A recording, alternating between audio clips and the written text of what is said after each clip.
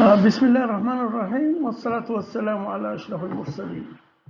والله نحن نطلع من حفرة نقع في دهديرة. طلعنا من النزب بتاع درمان، لقينا نفسنا في النزب بتاع الحصاية عطبرة. قبل ما نطلع من درمان والحصاية عطبرة ظهر لنا النزب اللي في المنطقة بتاعت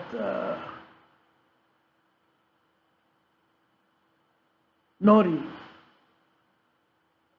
بعد كده ظهر النزب في البرقيق.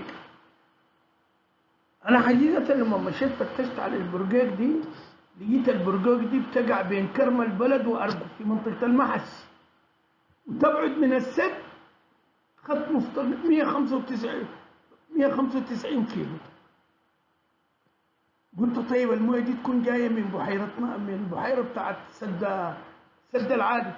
لقيتها 200 وكم كده. في الطريق في بلاد كثيره، يعني قبل ما مفروض تأثر على البرقيق مفروض تظهر في مناطق كثيرة جدا من مناطق المحس والسكوت وحلفا. ما هي المنطقة بتاعت البرقيق دي. أنا يخيل لي عايزة فريق من إخواننا الجيولوجيين يمشوا في المنطقة دي ويعملوا ديك هول، يشوفوا ويعملوا اختبارات غرب النيل وشرق النيل.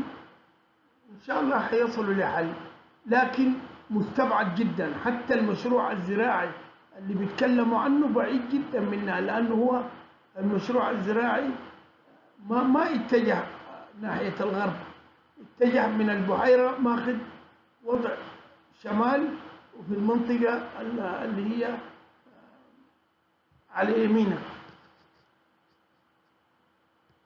حقيقة يعني هي دي تدخل الإنسان.